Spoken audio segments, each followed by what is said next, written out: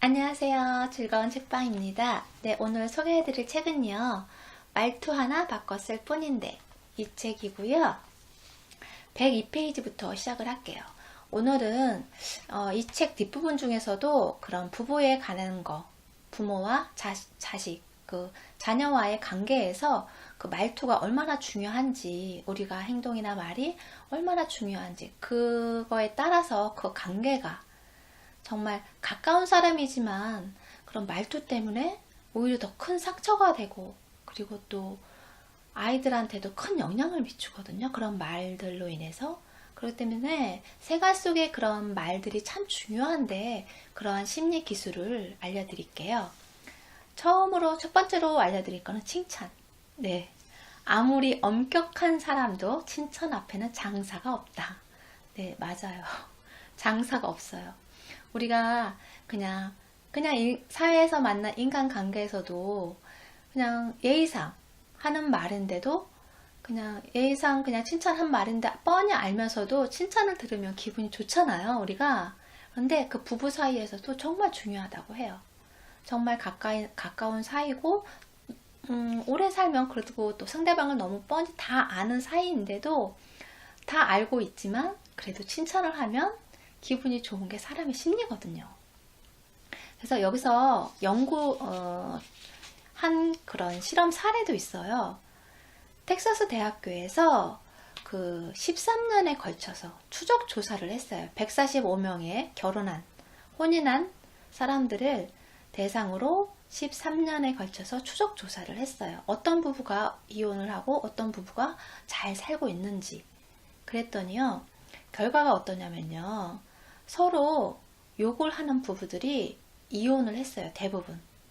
왜 이혼을 했나 그런 추적을 해보니까 서로 부부끼리 욕을 하면서 안 좋은 대화를 많이 한 거죠. 그래서 이혼을 하고요. 반대로 상대방에게 애정 표현을 잘하는, 그리고 서로에게 칭찬을 잘 해줬던 그런 부부들은 정말 좋은 관계로 유지를 잘하고 있었던 거예요. 그만큼 부부 사이에서 그런 칭찬들이 삶의 활력도 되고 서로에게 윈윈할 수 있는 정말 좋은 관계를 유지할 수 있는데 도움을 주거든요. 그래서 부부 사이에서도 가끔씩은 칭찬이 필요해요. 항상 일상적인 그냥 생활 속에 대화만 하지 마시고요. 생활 속의 그런 일 속에서도 칭찬하는 부분이 있잖아요. 그렇기 때문에 내가 부탁을 할 것도 있고, 의견이 조금 서로 안 다를 때도 내가 칭찬을 함으로 인해서 부탁을 하면 그 와이프 입장에서도 남편 입장에서도 기분 좋게 받아들일 수가 있잖아요. 그러니까 예를 들어서, 그러니까 고기가 먹고 싶어요. 근데 나는 다른 걸 먹자고 해요. 그냥 있는 거 먹자고 해요. 그럼 그럴 때 그러는 거죠, 남편이. 세상에서 가장 멋진 당신에게 부탁합니다. 오늘 저녁에 고기를 구워 먹을 순 없을까요? 그렇게 이야기를 하면 어떤 와이프가 거절을 하겠어요. 어떤 고기도 사다가 구워주겠죠. 네, 이런 식으로 상대방에게 이야기를 할 때도 칭찬을 해가면서 이야기를 하는 거예요. 그리고 아이들한테도 참 중요해요. 그러니까 그거를 잘 알고 있는데, 알고 있으면서도 잘 못할 때가 많아요. 그거를 캐치를, 그런 잘한 점을 딱 보고서 바로 칭찬을 해줘야 되는데, 그냥 내 일이 바쁘고 하다 보면, 살림을 하고 하다 보면 못할 때가, 지나갈 때가 많거든요. 그러니까 그런 거에는 조금 신경을 더 쓰시는 게 참 좋아요. 그래야지. 저는 좀 어렸을 때 아이들이 그런 관계에서 그런 부분을 제가 잘 못해서 그게 후회가 되더라고요. 그러니까 저희가 아이가 어렸을 때 제가 직장생활을 하다 보니까 그런 아이들하고 그런 그런 유대를 가질 수 있는 시간이 많지가 않았어요. 그리고 특히 아침에는 1시간 정도밖에 여유가 없었어요. 왜냐면 아이들 깨워서 준비하고 밥 먹이고 학교를 보내야 되니까요. 그렇다고 너무 새벽부터 깨울 수는 없으니까 1시간 정도 여유를 두고 깨우거든요, 제가. 그러면 이제 아이들이 이제 저학년 때는 본인들이 챙기기도 하지만 부모가 이제 체크를 해주잖아요. 잘 챙겼는지 어쩌는지 체크를 하잖아요. 그리고 이제 뭐 글자 배우고 하니까 어디까지 배웠니? 뭐 풀어놨니? 문제는 풀어놨니? 그런 식으로 막 체크를 하잖아요. 안 돼 있으면 왜 이거 안 했냐고 그러고 빨리빨리 준비해서 가라고 그러고 막 그러잖아요. 그러니까 그러다 보니까 아침에 칭찬을 잘 못하게 되는 거예요. 그래서 어느 날은 그러는 거예요. 아이가 엄마, 나는 엄마한테 칭찬을 받고 싶어. 칭찬하는 소리를 듣고 싶어. 그렇게 이야기를 하는 거예요. 그러니까 뜨끔했죠, 저도. 정말 사랑한다, 뭐 그런 애정 표현은 많이 하지만 평소 때도 많이 하지만 칭찬하는 거 잘 못했던 거예요. 그러니까 칭찬하고 애정 표현은 조금 더 다른 거더라고요. 아이한테는 자기가 부모가 날 사랑하는 건 알지만 그래도 내가 한 어떤 행동, 어떤 말을 했을 때, 어떤 행동을 했을 때, 무언가를 했을 때 이게 잘했다면 잘했다고 어떤 부분에 대해서 잘했다고 상세하게 이야기를 하면서 칭찬을 해줘야 되는데 그걸 받고 싶어서 그렇게 하는데 그런 거 없이 잘했어 하고 그냥 쓱 지나가 버리면 그 아이는 그게 칭찬이라고 느끼질 않더라고요. 그러니까 칭찬을 할 때 좀 자세하게 어떤 부분에 대해서 이거는 참 잘했어. 너가 그렇게 말을 예쁘게 해주니까 엄마가 너무 기분이 좋아. 넌 그런 예쁜 말을 참 잘해서 이뻐. 그런 식으로 자세하게 이야기를 해주는 게 좋다고 하더라고요. 그러니까 여러분도 생활 속에서 막 바쁘게 움직이고 직장 생활하고 살림하고 바쁘잖아요. 그래도 바쁜 틈에도 그러한 그러니까 세밀한 부분은 특히 아이가 어렸을 때는 잘 챙겨서 잊지 말고 해주셨으면 좋겠어요. 예, 저같이 후회하지 마시고.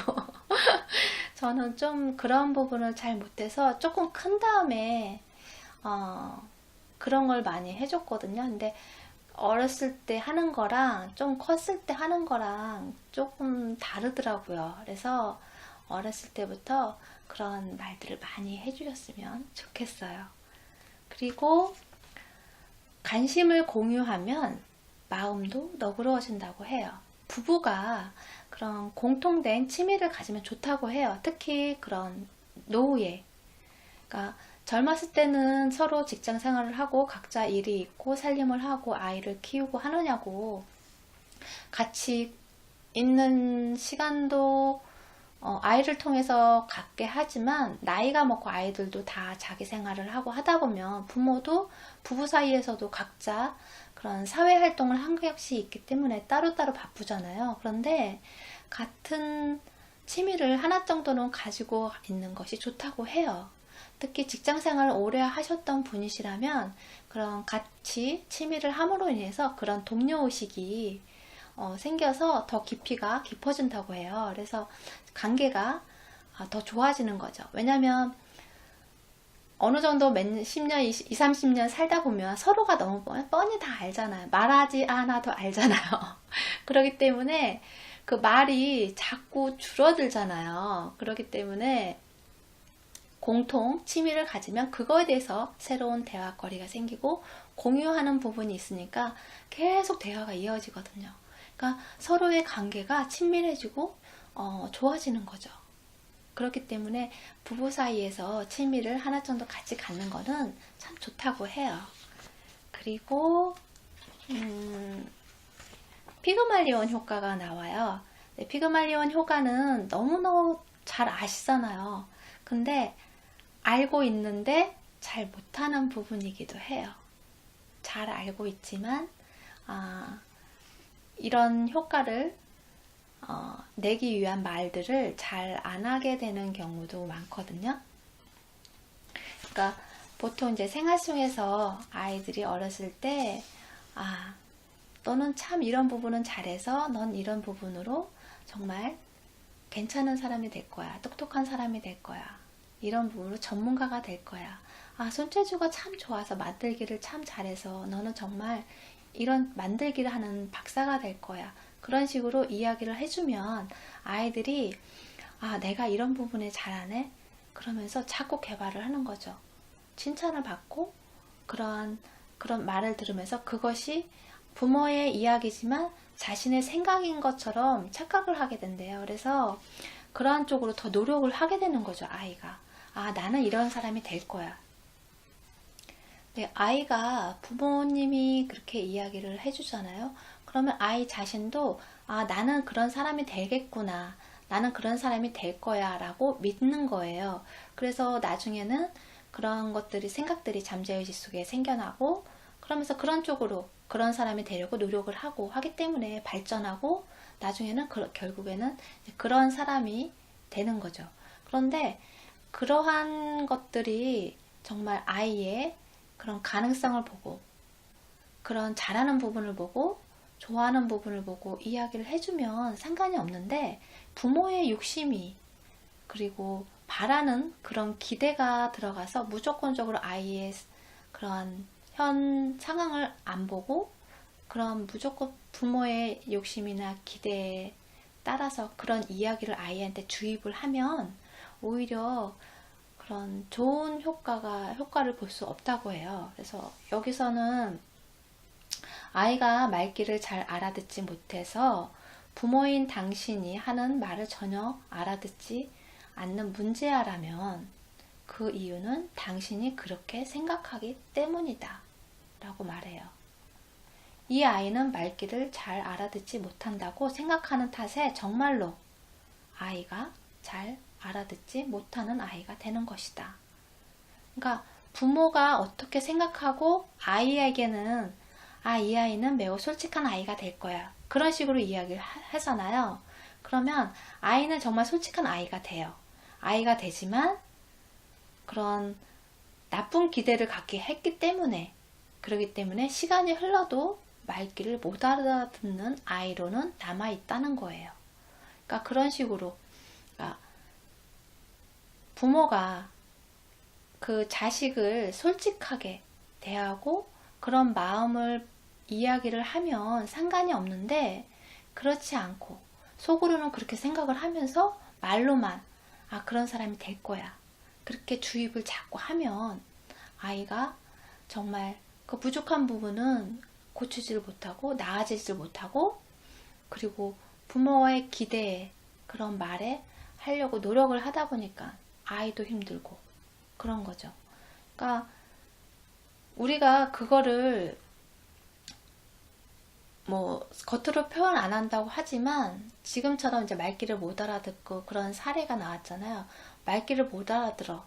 그러면 말하는 중에도 무의식 중에 그런 말투가 그런 언어가 아이하고 대화할 때 나올 때가 있어요. 자신도 모르게 그러한 생각들이 그러기 때문에 아니 그런 거를 아이도 느끼거든요.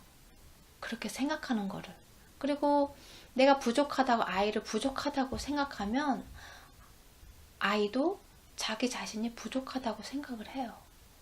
그러니까 잘하는 게 있으면 잘못하는 것도 있고 뭐 장점이 있고 단점이 있잖아요. 그러면은 이제 단점은 보완해주고 장점은 키워주는 게 부모의 역할인데 그러한 것들을 단점을 질책하고 잘못한 부분에서 혼내기만 하고 그거를 이제 발전시키고 이렇게 도와주고 해서 보완을 해서 좀 더 좋은 방향으로 성장할 수 있게끔 도와주는 게 부모의 역할인데 그렇게 안 하면 자식 입장에서는 아이 입장에서는 그것이 상처가 되고 나는 이게 부족한 사람인가 보다.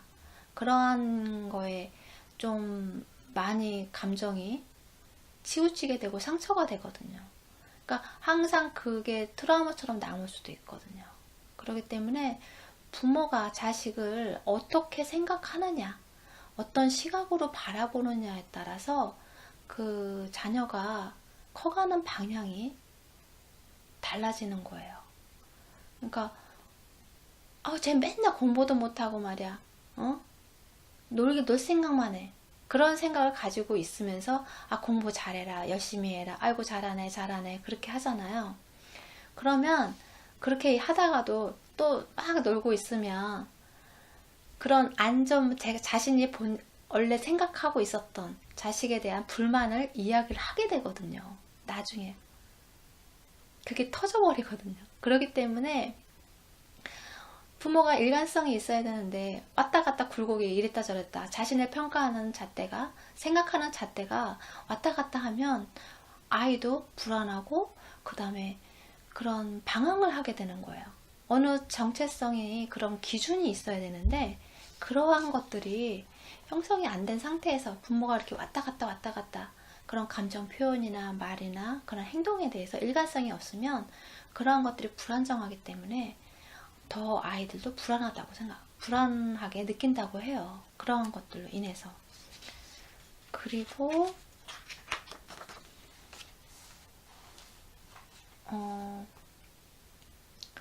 부모가 자녀에게 결론을 강요하는 말로 인해서 아이가 미리 문을 닫지 않게 하라, 이런 이야기가 나와요. 결론 유보법인데요. 그러니까 어떤 부모가 아이한테 너는 뭐 잘하니까 뭐뭐 해 라고 명령식으로 그렇게 이야기하는 것보다는 그런 유도를 해주는 거죠. 그런 방향으로 갈 수 있게끔. 그러니까 예를 들어서 너는 유도를 해, 그렇게 이야기하는 것이 아니라 유도를 이제 운동을 잘할 것 같다. 이 아이가 유도를 하면 참 잘할 것 같다는 그런 생각이 드신다면 해보고 싶은 운동이 있니?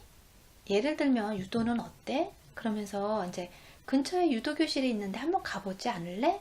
그래서 같이 한번 가보고 그러면서 이제 유도를 하는 거죠. 그런 방향으로 아이가 관심을 갖게끔 재미있게 다가갈 수 있게끔 유도를 해주는 거죠. 그러니까 아이가 한 5살까지는 그런 뭐 가르쳐주면 뭐뭐 해라, 이건 이렇게 해야 된다, 그렇게 이야기를 하지만 5살이 넘어가면 그 다음부터는 그런 아이의 자주성을 어느 정도 존중해줘야 된다고 해요. 그러니까 하나의 인격체로 존중을 해주는데 태어난 지 얼마 안 되고 이제 5살 미만, 3, 4살 때는 많이 이제 새로운 걸 배우잖아요. 터득을 해가는 과정이기 때문에 이건 이렇게 하는 거야, 저건 저렇게 하는 거야, 이렇게 가르쳐 주지만 그 다음에는 조금 더 지나면 그 다음에는 아이의 자주성을 존중을 해가면서 그런 대화로 이끌어야 된다는 거죠. 명령조로 이야기를 하는 것이 아니고 대화로 서로의 아이의 생각을 물어가면서 이끌어가야 되는 거죠.